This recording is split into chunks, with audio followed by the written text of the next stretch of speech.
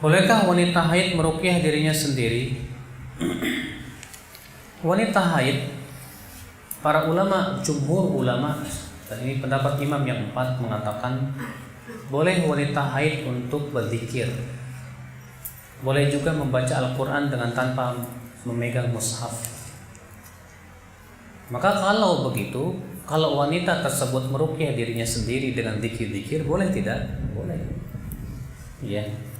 Karena wanita yang sedang haid tidak apa-apa berzikir subhanallah, alhamdulillah, la ilallah, Allahu akbar. Ini dia Rasulullah berkata kepada Aisyah waktu itu sedang haid dan waktu itu sedang haji. Nah, Rasulullah if'ali ma yaf'alul hajj. Lakukan saja apa yang dilakukan oleh orang yang sedang haji. Wa alla taqufi bil bait, kecuali satu, jangan tawaf di Ka'bah. Aisyah dilarang oleh Rasulullah untuk tawaf di Ka'bah. Tapi tidak dilarang untuk bertalbiyah, untuk berzikir dan amalan-amalan haji yang lainnya.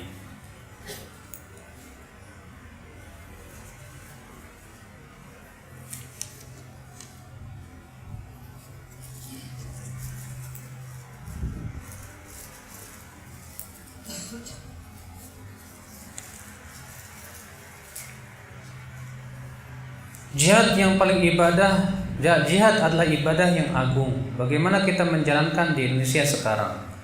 Mau perangin siapa, Pak? Mau nembakin tetangga?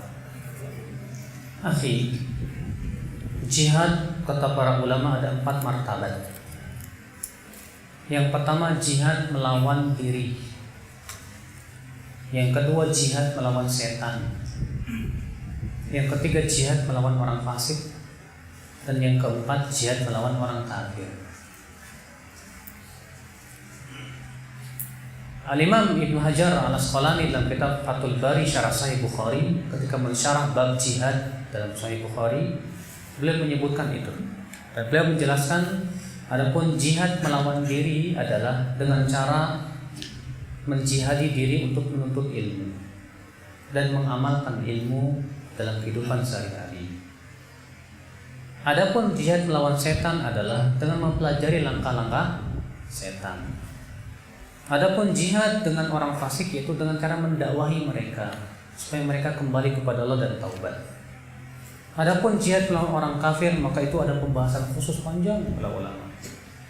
Hukum-hukumnya, kapan fardu ain, kapan fardu kifayah, apa syarat-syaratnya, banyak Pak. Yang fardu kifayah ada syaratnya sekitar 8 syarat yang harus terpenuhi. Tak seenaknya jihad tanpa melihat fikihnya. Yang terpenting coba tanya, kita sudah berhasil belum menjihadi diri sendiri? Kata Ibnu Qayyim, ya, jihad melawan diri sendiri itu adalah fondasi segala macam jihad. Kalau orang tidak mampu menjihadi dirinya, bagaimana akan mampu menjihadi orang lain? Apa menjihadi orang kafir? Tidak akan bisa. Makanya kata Rasulullah dalam riwayat Ibnu Najjar dari hadis Abu Dzar, kata Rasulullah apa? Al-mujahidu man jahada nafsahu li ta'atillah. Orang yang berjihad itu hakikatnya adalah yang menjihadi dirinya untuk menaati Allah. Menuntut ilmu jihad. Abu Darda berkata, siapa yang mengatakan bahwa menuntut ilmu bukan jihad, maka tuduh akalnya. Ya. Sekarang ini Pak, kita hidup di zaman yang kaum muslimin jauh dari ilmu, merajalela kebodohan. Maka di zaman sekarang ini yang sangat utama adalah untuk menuntut ilmu dulu. Ya. Dahulu Rasulullah SAW ketika di kota Mekah dan belum disyariatkan jihad dengan pedang dan panah, maka Allah syariatkan dulu jihad dengan ilmu dan hujah. Allah berfirman dalam surat Al-Furqan, "Fala tuti'il kafirina wajahidhum bihi jihadan kabira." Jangan kamu menaati orang kafir itu dan jihadilah mereka dengan Al-Quran dengan jihad yang besar. Allah mengatakan jihad dengan dakwah itu jihad yang besar ya. Kita berdakwah, mengajak manusia kepada kebaikan, ternyata Allah menamai itu sebagai jihad yang besar. Padahal ayat itu turun sebelum hijrah ke kota Madinah dan sebelum disyariatkannya jihad dengan pedang dan panah. Tapi Allah mengatakan jihadilah mereka dengan Al-Quran dengan jihad yang besar. Berarti kita berdakwah jihad yang besar, Pak. Setiap antum harus berjihad ini loh, Pak. Dakwah. Iya. Antum, setiap kita, yang namanya dakwah itu bukan hanya tugas ustadz tuh. Antum juga wajib. Tapi ingat, yang namanya dakwah kan gak harus ceramah. Antum mengajak orang lain kepada kebaikan, dakwah tidak? Tidak.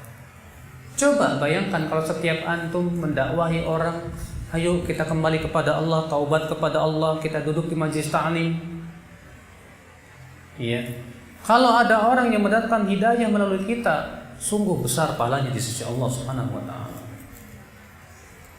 Maka akhi, ketika kita menuntut ilmu, mengajak orang kepada ilmu dan amalan saleh, kita juga sudah melakukan jihad yang besar. Bahkan Allah menyatakan itu sebagai jihad yang besar.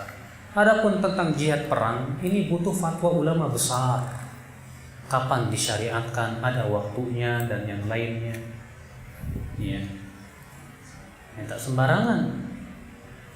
Nah ini akhi azakumullah tentang makna daripada jihad itu sendiri. Ya Allah.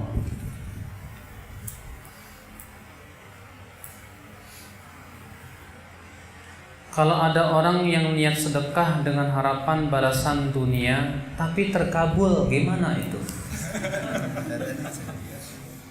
Bapak, kalau Allah kabulkan bukan berarti menunjukkan itu benar dan diridhoi. Kalau ada orang datang ke dukun dan minta sama dukun ternyata terkabul, apakah berarti datang ke dukun boleh? Tentu tidak.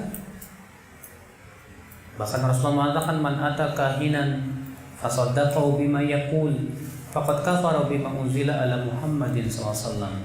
Siapa yang mendatangi dukun dan membenarkan ucapannya, sungguh ia telah kafir kepada apa yang diturunkan kepada Nabi Muhammad SAW. Berapa banyak orang datang, saya kemarin datang sama Mbah Fulan tuh, ya ternyata mantep, ya saya sekarang jadi kaya raya. Apakah itu menjadi bukti itu sebagai sebuah kebenaran? Tidak. Bahkan orang yang diberikan nikmat gara-gara maksiat, itu hakikatnya musibah buat dia. Sebagaimana Imam At-Tabrani juga meriwayatkan, Rasulullah idza aradallahu bi'abdin khaira ajalal uqubata fid dunya wa idza arada bi'abdin syarra amsaka bi dzambi hatta yuwafiyahu yaumal qiyamah. Apabila Allah menginginkan kebaikan kepada seorang hamba, Allah percepat siksanya di dunia.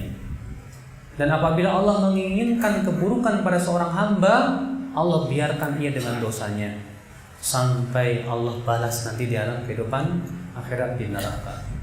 Dalam riwayat Imam Ahmad dan yang lainnya, Rasulullah sabda, "Idza ra'aita Allah manna 'ala 'abdihi aw a'ta lil 'abdi ma ahabba min ad-dunya wa huwa muqimun 'ala ma'siyatihi fa innama huwa istidraj." Apabila kamu melihat Allah memberi kepada hamba apa yang ia mau dari kehidupan dunia, sementara ia terus-menerus berbuat dosa, maka ketahuilah itu sedang diulur oleh Allah biar tambah sesat. Lalu Rasulullah membawakan firman Allah, ya, falamma nasu ma dzukiru bih fatahna alaihim abwaaba kulli syai' hatta idza farihu bima utu akhadnahum baghtatan fa idahum mublisun. Ketika mereka telah melupakan peringatan yang diperingatkan kepada mereka, maka kami bukakan pintu-pintu kenikmatan kepada dia. Sehingga ketika ia merasa gembira dengan kenikmatan itu, tiba-tiba azab kami menimpa dia. Dia pun bersedih hati. Lihat, ketika ia meninggalkan peringatan, malah dibukakan pintu kesenangan. Makanya kata Rasulullah, siap kalau kamu melihat ada orang yang terus-menerus diberikan kenikmatan oleh Allah, padahal ia terus-menerus berbuat dosa, itu hakikatnya bukan berarti Allah sayang kepada dia, Pak, tapi justru Allah murka kepada dia. Sengaja diulur supaya tambah keras siksanya. Musibah. Makanya jangan kita menilai kasih sayang Allah itu hanya dengan sebatas kesenangan dunia. Makanya kan Allah menyebutkan dalam surat Al-Fajr apa? Fa'ammal insan idza mabtalahu rabbuhu fa'akramahu wa na'amahu fayaqulu rabbi akraman wa amma idza mabtalahu faqadara 'alaihi rizqa fayaqulu rabbi ahanan. Kalla.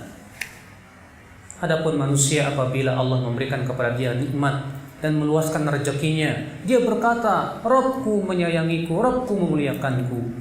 Apabila ia disempitkan rezekinya oleh Allah Subhanahu wa taala, dia berkata, Rabbku menghinaku. Allah berfirman, kalla, tidak. Bukan itu tanda kasih sayang Allah kepada seorang hamba. Tanda kasih sayang Allah kepada hamba adalah seseorang diberikan rasa syukur di saat senang dan rasa sabar di saat susah. Itu tanda kasih sayang Allah kepada seorang. Ya.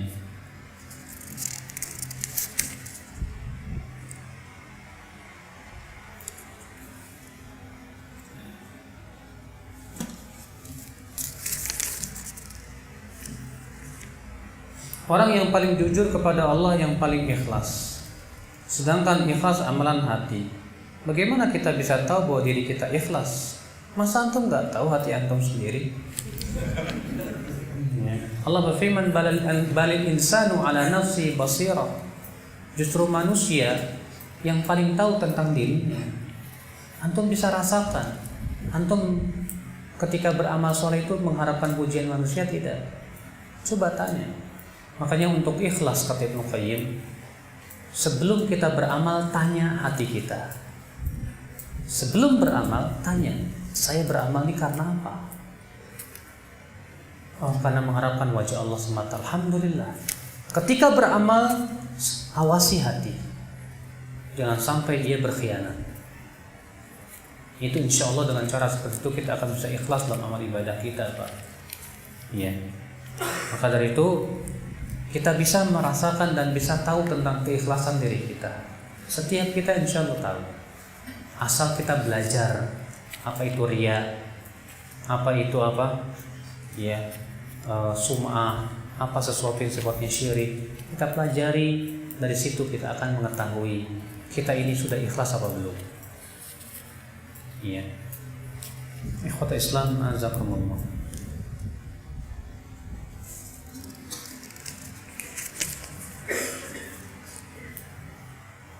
Suami saya sudah patuh dan agamanya sudah kuat, tapi setiap berbicara masih menyakitkan, Ustaz. Ya. Ya, suami ibu manusia biasa. Jangan ibu mengharapkan suami ibu sempurna bagaikan Nabi, karena ibu bukan Khadijah, bukan Aisyah. Ya. Kalau memang suami masih berkata yang menyakitkan, sabar, berharaplah pahala di sisi Allah. Ya, pandanglah suami sebagai tempat untuk mendulang pahala. Kalau dia berkata menyakitkan, coba jawablah dengan kelemah lembutan, dengan senyum dan kesabaran. Mudah-mudahan itu bisa memberikan keluluhan dalam hati suami. Dahulu Abu Darda berkata kepada istrinya, istriku, kalau aku marah, tolong ridhokan aku ya. Nanti kalau kamu marah, aku akan ridhokan kamu. Ya. Ketika suami marah, istri berusaha meridhokan suami. Ketika istri marah, suami pun berusaha meridhokan istri. Ini luar biasa. Terkadang suami maunya menang sendiri. Gitu. Ini suami yang tidak baik. Maka tentu suami yang baik adalah yang betul-betul ya bagaimana berpikir berbuat baik kepada istrinya sesuai dengan keridhaan Rabbnya. Nah ibu, ya ketika ibu punya suami seperti itu, yang ibu pikirkan adalah surga Allah yang paling tinggi. Mudah-mudahan dengan kesabaran saya mendapatkan keridhaan Allah. Ya.